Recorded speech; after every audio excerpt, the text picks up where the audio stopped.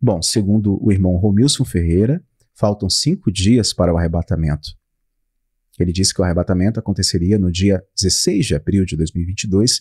Estou gravando esse vídeo no dia 11 de abril de 2022, trazendo aqui mais uma refutação com base teológica do porquê não haverá arrebatamento no dia 16 e não haverá arrebatamento antes da grande tribulação, tá bom? Hoje nós vamos falar sobre a abominação da desolação, que é um dos temas que por si só já refuta completamente a ideia de arrebatamento antes da grande tribulação. Se você não assistiu aos vídeos anteriores da série, né? Estou fazendo uma sequência aí de 10 vídeos. Se você não assistiu aos vídeos anteriores da série, chegou aqui de paraquedas ou estava sumido do canal, aconselho que você assista aos vídeos anteriores. Eu vou deixar o link da playlist aí na descrição. Mas afinal de contas, o que é a abominação da desolação e por que é um tema tão importante em escatologia?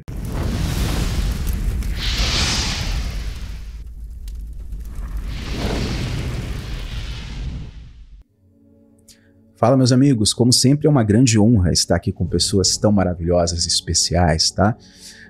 Hoje nós vamos falar sobre a abominação da desolação, que, como eu disse, é um tema que por si só, assim como a grande tribulação, assim como o possível lugar seguro durante a grande tribulação, como o próprio tema segunda vinda já refuta completamente essa história de arrebatamento antes da grande tribulação. Mas antes de continuarmos, deixa eu convidar você para fazer parte da família, se inscreva, ativa o sininho, deixa um comentário aí para ajudar no engajamento, deixa o like, compartilha o link desse vídeo nos grupos de WhatsApp que você participa, me segue lá na página também, porque se você perder a notificação aqui do YouTube, você pode assistir os vídeos por lá. Pesquisa aí que você me encontra, @o-documentarista, tá bom? Vou botar aqui para gravar para meus amigos do Facebook. Bom, o irmão Romilson Ferreira disse que o arrebatamento aconteceria no dia 16 de abril de 2022. Hoje é 11 de abril de 2022 e eu trago mais um vídeo aqui explicando o porquê que não haverá arrebatamento, não haverá pessoas sumindo, desaparecendo no dia 16 de abril e isso não vai acontecer antes da grande tribulação. E hoje nós vamos falar sobre a abominação da desolação. O que é isso?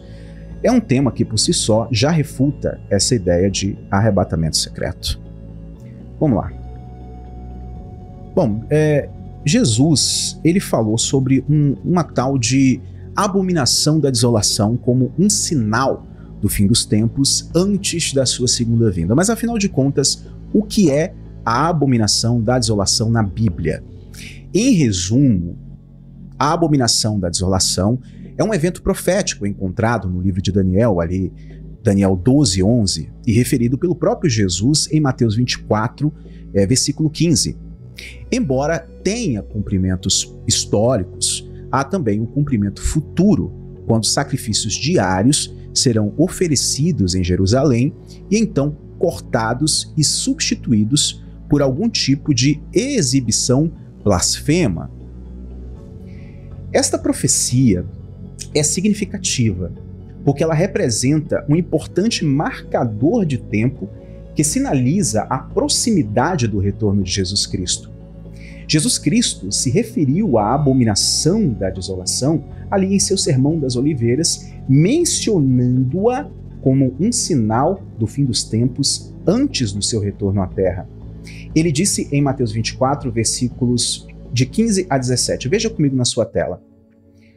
Quando, pois, virdes a abominação da desolação, de que falou o profeta Daniel, está no lugar santo, quem lhe entenda, então os que estiverem na Judéia fujam para os montes, e quem estiver sobre o telhado não desça para tirar alguma coisa de sua casa.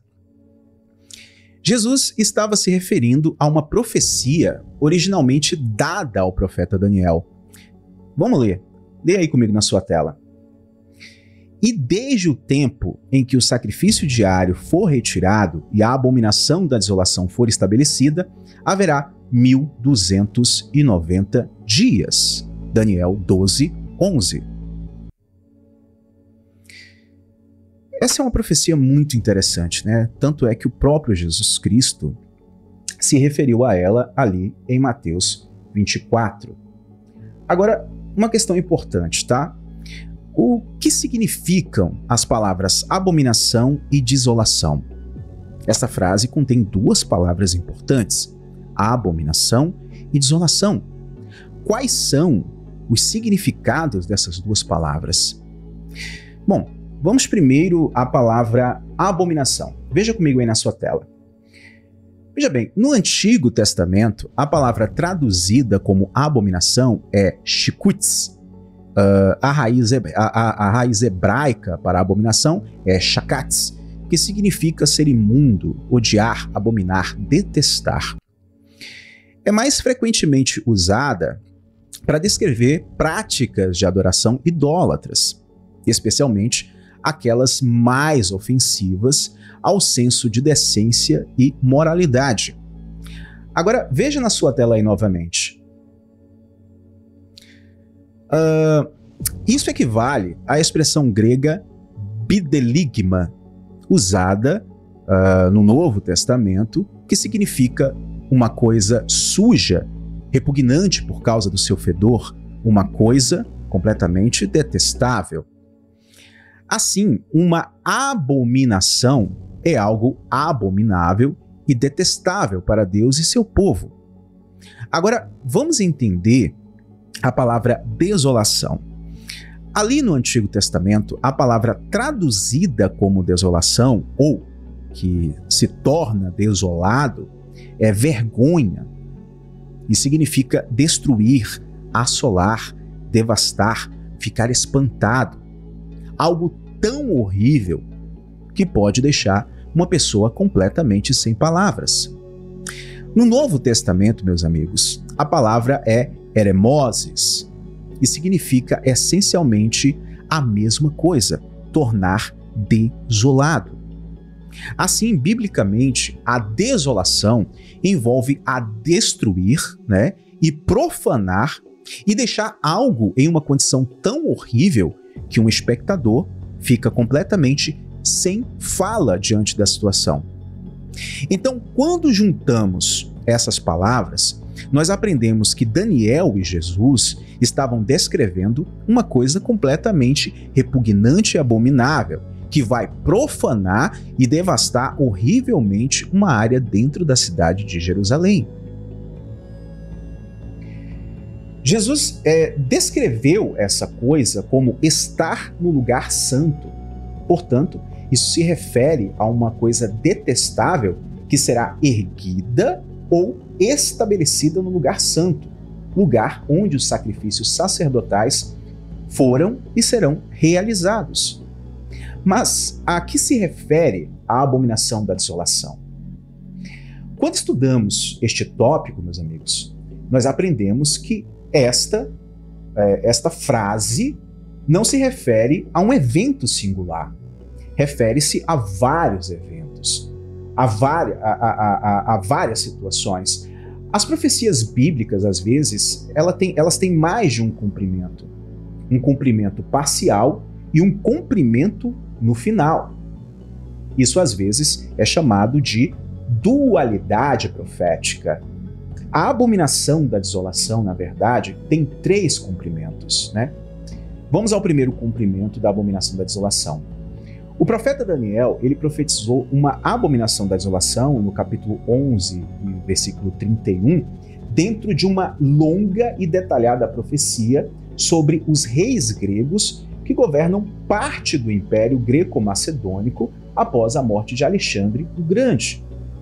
Os reis do norte, em que se concentra ali em Daniel 11, versículos 4 a 35, são conhecidos na história como governantes do Império Seleucida. Eles são nomeados após um dos generais de Alexandre o Grande, Seleuco e Nicator, que emergiu como um dos generais mais fortes após a morte de Alexandre.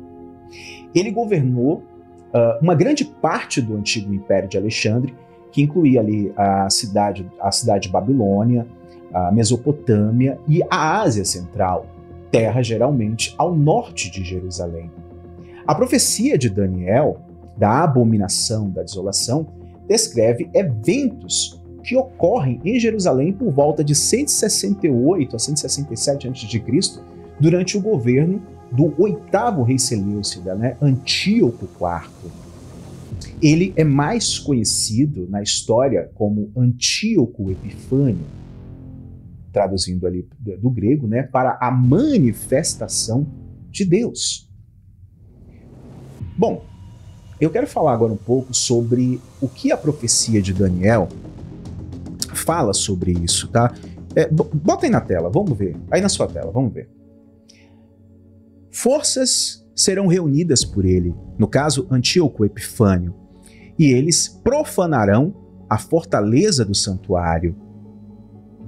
Então tirarão os sacrifícios diários e ali porão a abominação da desolação, como conferimos aí no versículo 31.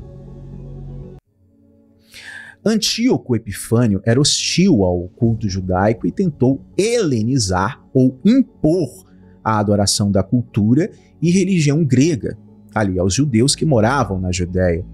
Ele proibiu outras formas de adoração judaica e colocou um sumo sacerdote helenizado sobre o templo que simpatizava ali com seu governo.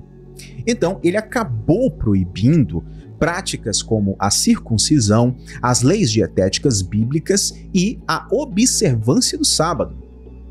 Enquanto Epifânio, enquanto Antíoco estava em campanha militar no Egito por volta de 168 a.C., um grupo de judeus se revoltou contra o sumo sacerdote que Antíoco havia nomeado e assumiu o controle de Jerusalém.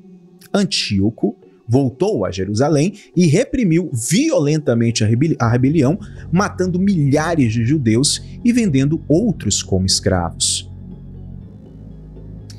Em 167 a.C., Antíoco ele ergueu uma estátua do deus grego Zeus no templo de Jerusalém.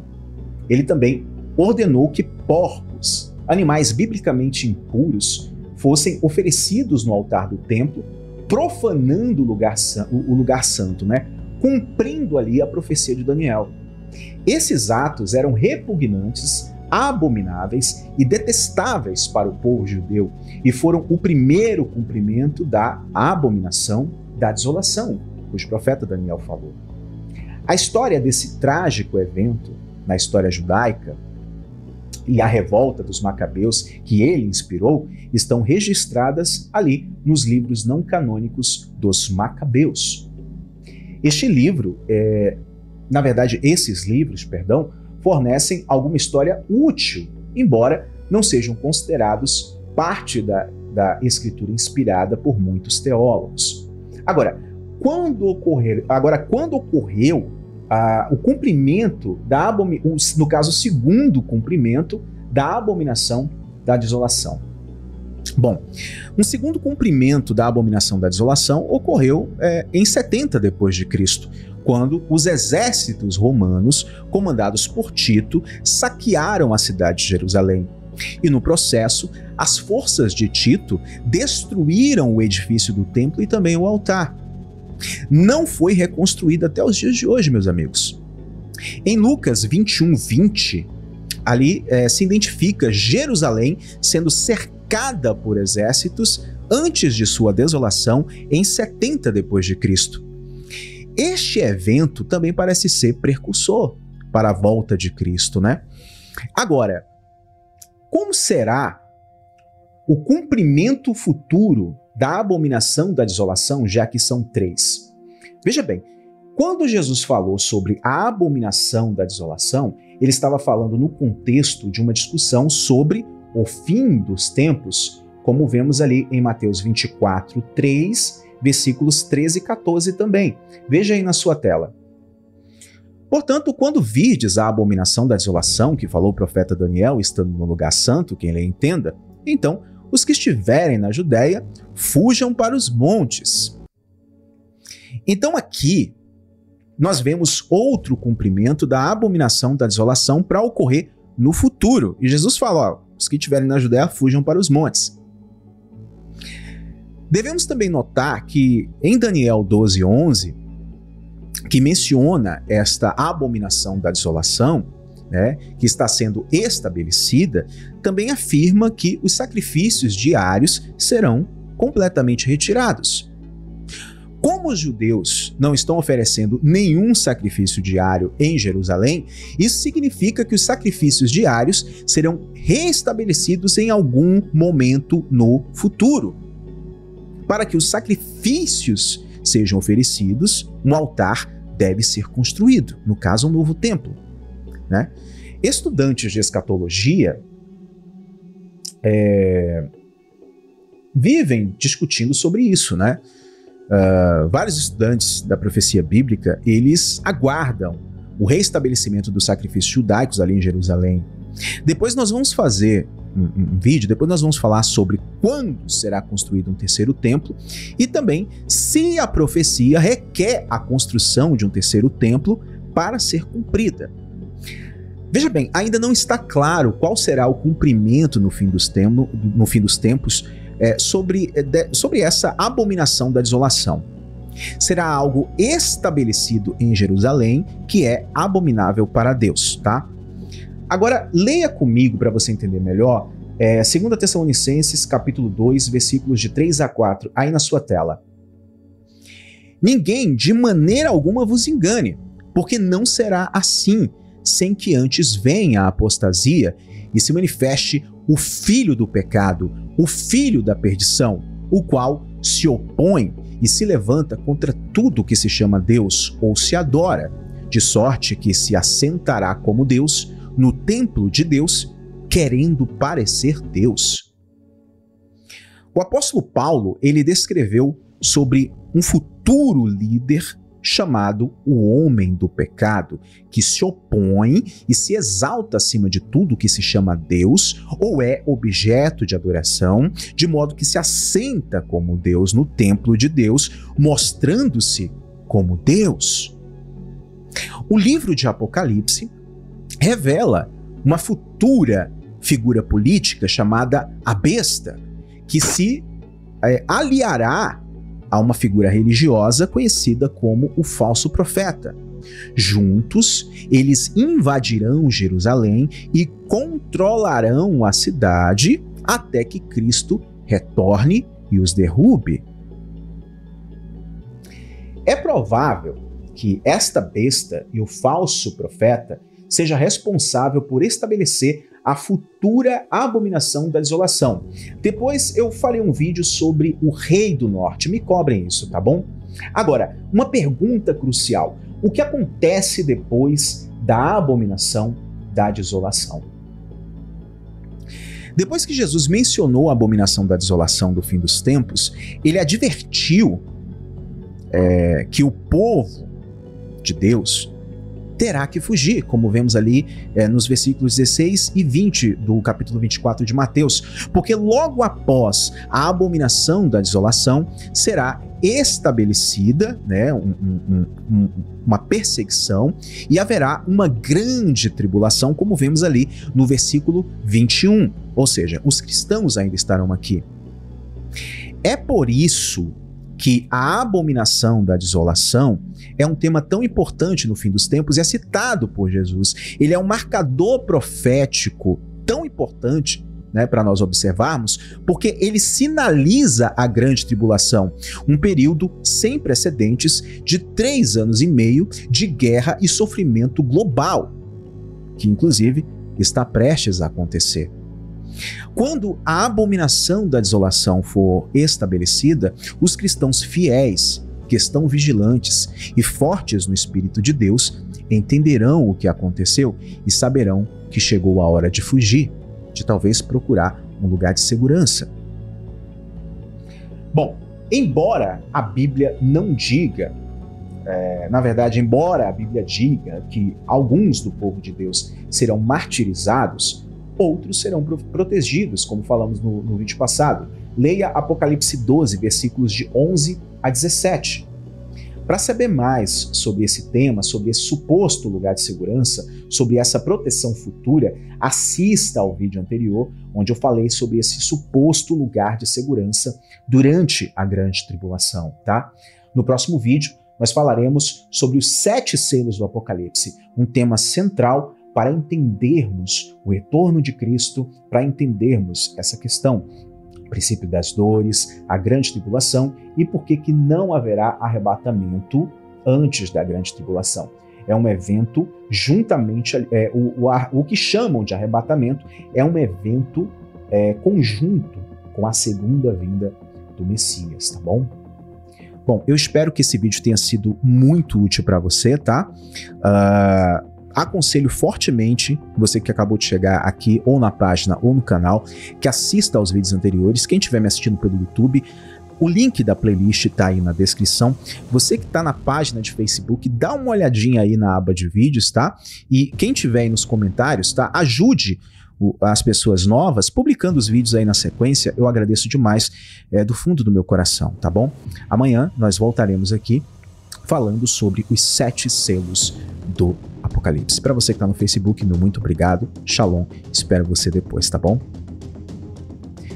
Para os meus amigos que estão me assistindo pelo YouTube, muda de câmera aí, gente, pronto, pra ficar bonitinho, mostra meu Dylion ali atrás. Inclusive, quero mandar um abraço aí pro meu amigo que me mandou esse Dylion.